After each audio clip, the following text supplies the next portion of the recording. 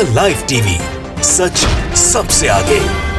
दोस्तों, मैं अब्बास हफीज हूं। किसान आंदोलन को 100 दिन हो गए हैं। मोदी सरकार किसानों की एक नहीं सुन रही है। जिस दिन ये आंदोलन शुरू हुआ था, मैंने तब आपसे कहा था और बार बार कहा है कि खट्टर सरकार खतरे में है। भाजपा का सुपड़ा साफ पंजाब में तो हो चुका है, हरियाणा में भी होने वाला है और खट्टर सरकार कभी भी गिर जाए, क्योंकि जो बैसाखियों के सहारे सरकार है भारतीय जनता पार्टी की, जिसको जेजेपी ने समर्थन दिया हुआ है, किसान आंदोलन की आग जो है उसके घर तक पहुंची हुई है। लेकिन फिर भी बीजेपी कहती रही कि नहीं, किसान आंदोलन की आग हम तक नहीं पहुंची है, हमारी सरकार मजबूत है। अब आपको जान के हैरानी होगी, खट्टर सरकार गिरने की कगार पे है। कैसे है कि किसान आंदोलन के जो लोग जो किसान हैं, जो किसान यूनियन है, उन्होंने भी खिलाफ में मोर्चा खोल दिया है खट्टर सरकार को, खास तौर के ऊपर, क्योंकि जो मुख्य विपक्षी दल है कांग्रेस है, हुड्डा साहब नेता प्रतिपक्ष है वहां पर, उन्होंने अविश्वास प्रस्ताव दिया था जो फाइनली मंजूर हो गया है। अविश्वास प्रस्ताव को मंजूरी मिल गई है, अमर उजाला ने छापा भी है। हरियाणा विधानसभा कांग्रेस का अविश्वास प्रस्ताव मंजूर, 10 मार्च को होगी बहस, फिर होगा मतदान। मतलब सरकार नंबर खो चुकी है, सरकार जो है बहुमत खो चुकी है। ये सीधा सीधा आरोप होता है अविश्वास प्रस्ताव के अंदर। मुख्यमंत्री जो है उसको साबित करना होता है। लेकिन साथ में इस वक्त यह है, अंदर खानों में हलचल बीजेपी और जेजेपी की यह है हरियाणा में, कि उनके खुद के विधायक किसान आंदोलन की वजह से अपनी सरकार का समर्थन करने के अंदर पीछे हट रहे हैं, क्योंकि सीधे सीधे किसानों का विरोध झेलना पड़ रहा है। और अब किसान यूनियन का ये सीधे सीधे धमकी जो है, ये आप पढ़ लीजिए, सुन लीजिए। एबीपी ने छापा है, फार्मर्स प्रोटेस्ट, खट्टर सरकार गिराने के लिए संयुक्त किसान मोर्चा ने की लोगों से ये अपील में सीधे सीधे ये कहा है कि भाई आप अपने क्षेत्र के जनप्रतिनिधि हैं, जो विधायक है, उनसे साफ कह दीजिए किसानों के साथ हो तो सरकार के समर्थन में वोट नहीं डालोगे। पहले भी हो चुका है, जेजेपी के विधायक टूट चुके हैं, किसानों का समर्थन दे चुके हैं, तो हालत बहुत खस्ता है। पर भारतीय जनता पार्टी 10 मार्च तक नहीं कहेगी कि उसकी सरकार गिरने वाली है, पर जहां तक दिख रहा है 10 मार्च के बाद सरकार हरियाणा में नहीं बचेगी। ये समझ लीजिए कि एक हफ्ता भी नहीं है, 4-5 दिन की ये सरकार बची है। आगे एबीपी लिखता है, बयान में जो किसान यूनियन ने, किसान मोर्चे ने जो बयान जारी किया, संयुक्त किसान मोर्चा ने, बयान में कहा गया है कि हरियाणा के सभी विधायकों को यह संदेश देने की जरूरत है कि जो विधायक किसान आंदोलन के इस निर्णायक समय में किसानों के साथ खड़ा नहीं होगा, उस विधायक को जनता आने वाले समय में सबक सिखाएगी। हरियाणा की जो विधानसभा सीट्स हैं, 80 विधानसभा सीटें हैं, और वो सारे विधानसभा क्षेत्र कहीं ना कहीं ग्रामीण असर उस पर रहता है, किसानों का असर रहता है। खेती का एग्रीकल्चरल बेस, एग्रीकल्चर सेंट्रिक, जो एग्रो सेंट्रिक प्रदेश है, खेती पे पूरी निर्भरता है, किसानों पर निर्भर है। पूरे विधायक जो है कहीं ना कहीं किसान विरोध के अंदर आके ये हिम्मत नहीं कर सकते कि वो अगला चुनाव जीत जाएंगे। तो हर विधायक जो है घबरा रहा है। विधायक भाजपा के पास जो है बहुमत से कम है, जेजेपी के कुछ विधायक उनका साथ देते हैं, लगभग 10 विधायक। अब वो सारे के सारे विधायक, जेजेपी ने तो लड़ाई जननायक पार्टी जो है, जनता जननायक पार्टी, उन्होंने खुद ही जो लड़ाई लड़ी थी वो इसी के ऊपर लड़ी थी कि किसानों के मुद्दों को आगे लेके जाएंगे।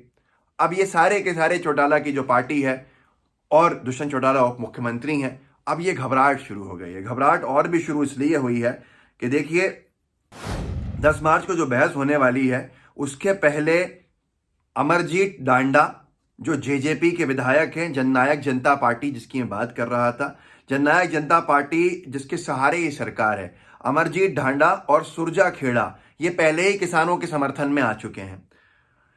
जागरण ने खबर भी छापी थी, जेजेपी विधायक अमरजीत डांडा व सुरजा खेड़ा किसानों के समर्थन में आए। जननायक जनता पार्टी के जिले के 2 विधायकों जुलाना से अमरजीत डांडा व नरवाना से रामनिवास सुरजा खेड़ा ने भी कृषि कानूनों को वापस लेने की मांग की है।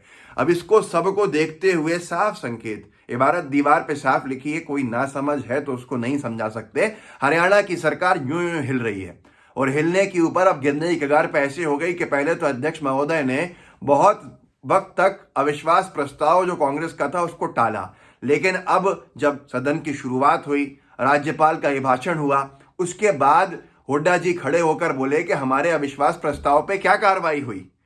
तो फिर उसमें कहा गया, अध्यक्ष को कहना पड़ा कि आपका अविश्वास प्रस्ताव स्वीकार कर लिया गया है, 10 मार्च को चर्चा करेंगे, बहस करेंगे, उसके बाद मतदान कराएंगे।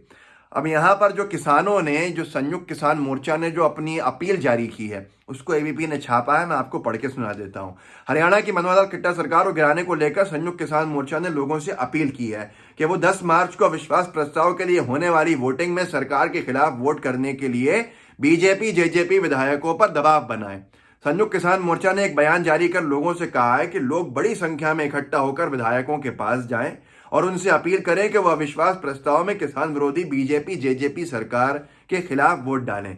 बयान में कहा गया है कि हरियाणा के सभी विधायकों को यह संदेश देने की जरूरत है कि जो विधायक किसान आंदोलन के इस निर्णायक समय में किसानों के साथ खड़ा नहीं होगा, उस विधायक को जनता आने वाले समय में सबक सिखाएगी।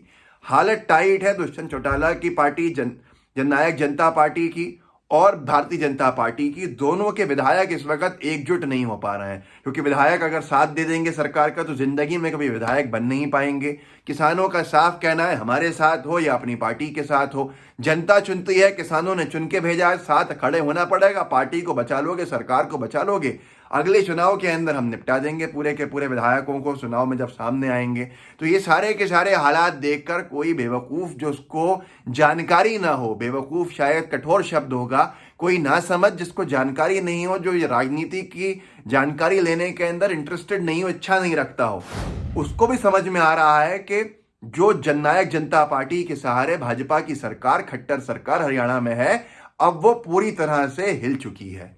विधायक कितने वोट डालेंगे, कितने नहीं डालेंगे, आने वाला समय बताएगा। पर किसान आंदोलन के अंदर बीजेपी ने पंजाब को अपना साफ कर दिया सूपड़ा। नगरीय निकाय में आपने देख लिया, अकाली दल को मजबूरी में सामने खड़ा होना पड़ा। वो अकाली दल जो हर गड़बड़ घोटाले का साथी था एक तरह से, मतलब जितने गलत निर्णय लिए उन सब में साथ खड़ा था। अब साबित हो जाएंगे तो बात है, लेकिन ये लोग कहते हैं। उसके बाद हरियाणा में सरकार गिरने की कगार पे आ गई, पर ऐसी क्या मजबूरी है कि जो किसानों की बात नहीं सुनी जा रही है?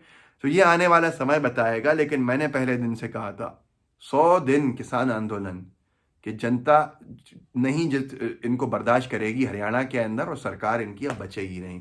और आज वो सच होता हुआ दिख रहा है। 100 दिन हो गए किसान आंदोलन को, 250 से ज्यादा किसान शहीद हो गए, पर उसके बावजूद भी सुनवाई नहीं हो रही बीजेपी सरकार के अंदर। ये कैसा भारत बनाने के लिए बीजेपी आगे आई है और किसानों की क्या कितने अपमान करेगी, ये सबने देख लिया है। अब यहाँ पर सबसे बड़ा ये विषय है कि क्या हरियाणा के बाद और भी जगह पे काम लगने वाला है, क्योंकि संयुक्त किसान मोर्चा ने बयान जारी करके कह दिया है कि 5 विधानसभा चुनाव के अंदर इनके खिलाफ वोट करवाएंगे, हमारी जिम्मेदारी है। बीजेपी अपना अस्तित्व खो रही है, लेकिन फिर भी किसानों के खिलाफ जो कानून पारित किए उनको वापस लेने में असमर्थ है। ऐसी क्या मजबूरी है, भाजपाइयों से पूछ लीजिएगा। इस वीडियो को आगे बढ़ाइए, लोगों के साथ साझा कीजिए, व्हाट्सएप पे शेयर कीजिए, अपने दोस्तों के साथ शेयर कीजिए, लाइव टीवी को सब्सक्राइब भी कीजिएगा, बेल आइकन भी दबाइएगा। जय हिंद, जय भारत।